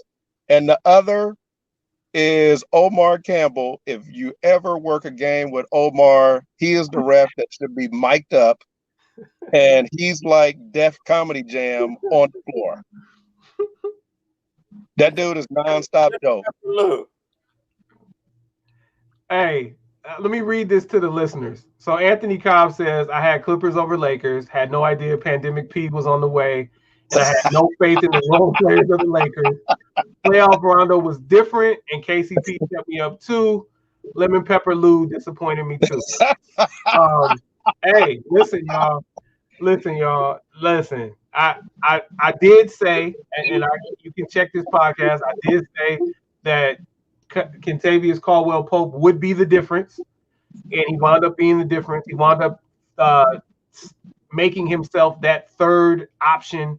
He wound up materializing as such. Rondo, well, we can't even say playoff Rondo, Cobb, because he wasn't there for any of the bubble before game 1. Like he played spot duty in game 1 of Portland. Like that was his first game back. Right. It looked really good. Yeah. Yes. Like he didn't play in the bubble at all, and he didn't play in the first round. So just one of those things, man. Like Rondo was big, and I feel like that's why he was here to show up. Well, no, because he was already here. He was here last year. So I don't know. I thought they had a plan for him, and I'm glad that he came. Yeah. Oh, absolutely. He killed. Yeah, he killed in the. That's what it was. It was championship Rondo. It was finals Rondo that showed. and I had some flashbacks of 2008. Hey, let me tell you guys a story about 2008. So this is that's when I first started officiating. So I was still a sports writer, and so 2008, I'm at Staples Center, and I meet a guy named Larry Fitzgerald, Senior. And I'm like, man, that's an interesting name. He was like, yeah. And I'm like, is that you? And he was like, yeah. And he went to Indiana State. No, he didn't go to Indiana State. He played against Bird. He went to like Minnesota or something. But he said he played against Bird, and he said he stayed in Minneapolis. That's what it was. He went to Minnesota. He stayed out that way because he liked the idea of being a big fish in a small pond. And I'm like, so I got to know him, but that's Larry Fitzgerald's dad. So he's the father of Larry Fitzgerald of the Arizona Cardinals. And I got to meet him because he's a sports writer, 2008. So when the Lakers blew that lead, he told me the Lakers were going to blow that lead. What was it, 24 points? He told me that was going to happen. Larry Fitzgerald Sr. So shout out to you, Larry Fitzgerald Sr. You were right. And I was a member of the media at the time, so I couldn't cry. But boy, did I want to cry that night. But yeah, so finals Rondo is a different animal. He's a different beast. He wants all the shots. He wants to make all the plays, and I appreciated that. So I mean, we got to get off soon, so let's spend a little time on baseball. Shout out to the Lakers. Spend a little time on baseball. Tampa Bay has been dismantling Houston. They were up 3-0. Houston finally got a win yesterday. And boy, did the Braves look tough in those 2 road games. But the Dodgers put up an 11 in the first inning yesterday. I can't even say that. I think the Dodgers still up to bat in the first inning right now. Yeah, I mean, the first inning is still going. Mookie done batted about 6 times, even though he came out after his third at bat or his fourth at bat. He batted 4 times before he came out of the game. He came out of the game in the 5th inning. Like wow. Yeah. So it's 2-1 Atlanta. I still have the Dodgers. I believe they're settling down. I hope Kershaw's still pitching tonight in Game 4. I didn't want the Dodgers to lose 2 games, but in a 7-game series, that's where you can afford to lose 2 games. I know that when I was a Red Sox fan, we were down 0-3 to the Yankees in 2004. And we came back from 0-3 and won that World Series. Actually won 8 games in a row. Beat the Yankees 4 times and beat the Cardinals 4 times. But I'm back home now. I'm a Dodger fan. And yeah.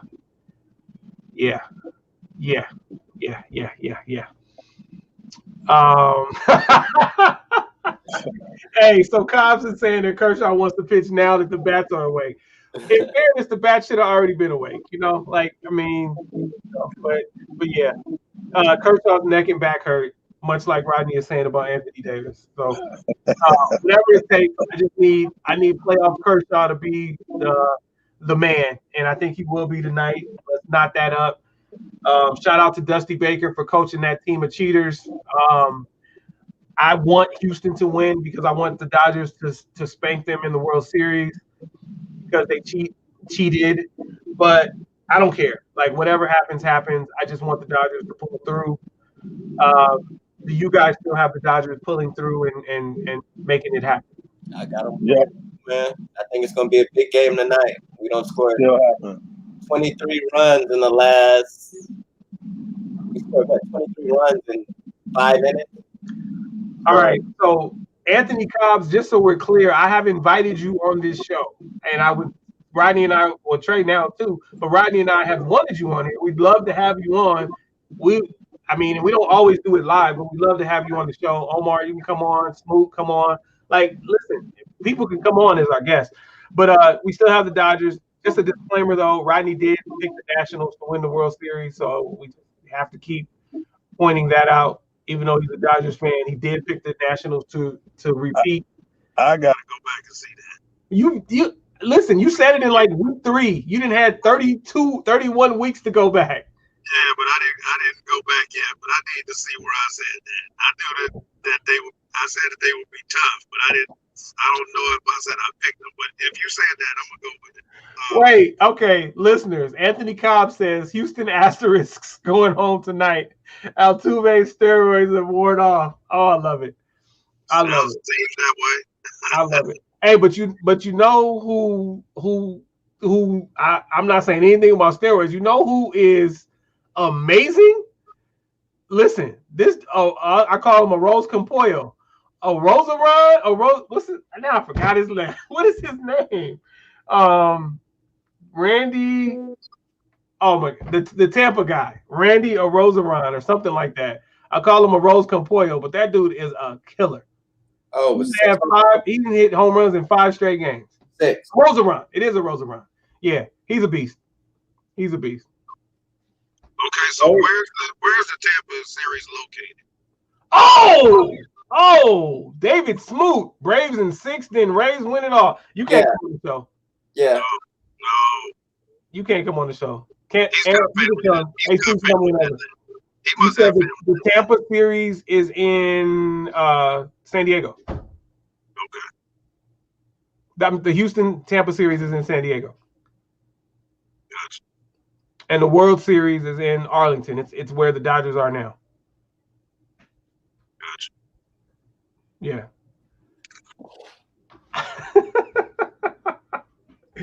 Con pollo! My strength is in the chicken, my friend. Yeah. Oh, I remember his name. It's a Rosa Reyna. Randy or Rosa Reyna. Okay, honey, just give me a second. We're closing out the podcast. All right. I'll be right there. All right, y'all. Close out. I'll be right there, honey. Just give me a second. Close that. Please close that. Honey, don't open it more. Goodness. All right, the closeout. Trey. Just want to congratulate everybody here in LA. Lakers did it again. Let's go Dodgers tonight. Let's go through. Let's tie this up 2-2. On a more serious note, please go out and vote. If you don't want to wait voting day, then get your ballots in and make sure you get them in official ballot boxes, because there's folks out there trying to cheat us, y'all. Everybody's vote is important. This COVID thing is spiking back up. Let's wear our mask. We're actually in the tan color now, so ours is kind of steady. Let's not get to orange and red. But everybody everywhere, man, just wear your mask. It's real.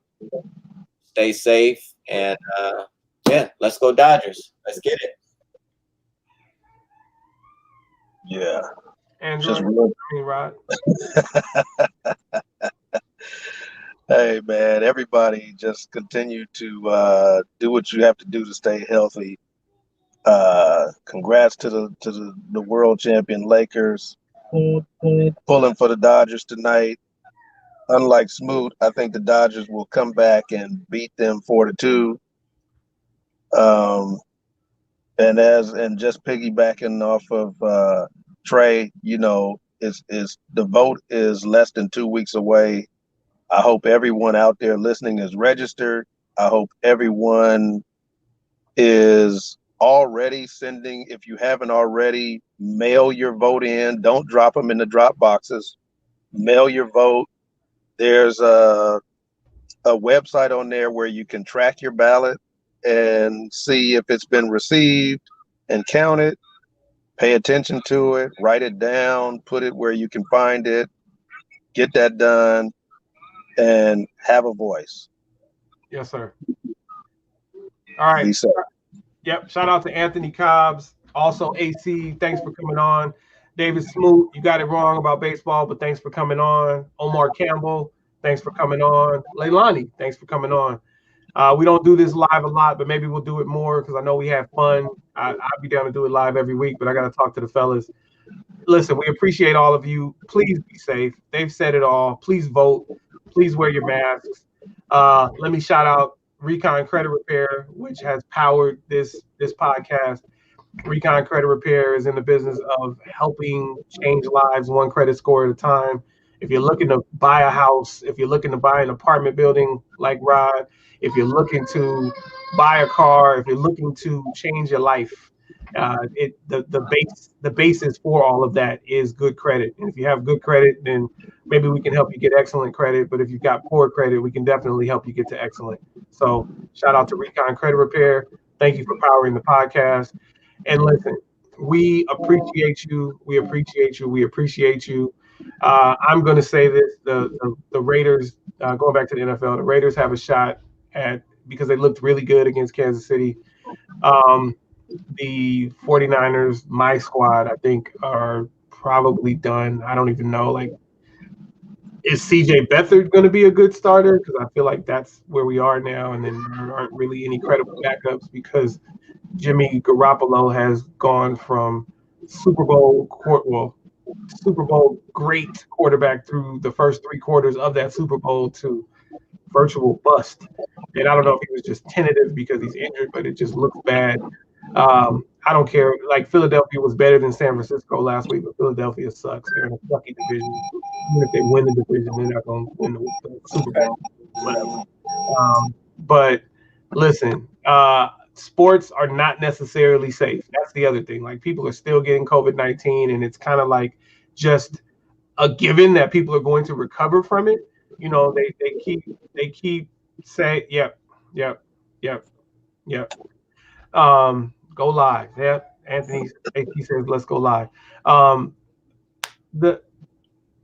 It's almost like it's a given that people are going to recover from COVID-19 just because they're athletes. And, you know, I hope that they do continue. Oh, those are your Eagles too? Okay, I didn't know. AC and Trey and my mother-in-law, all Eagles fans. Okay, well, 49ers are going through something too. So listen, I just feel like we don't know if people are going to make it through. They have been, and I pray that they still will.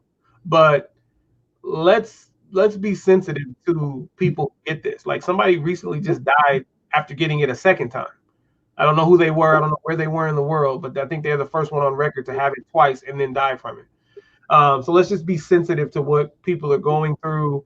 And then if you watch sports, whether you're there or on TV, hey, give the officials a break, you know, because we're out there risking our lives through COVID-19 just so you guys can have entertainment.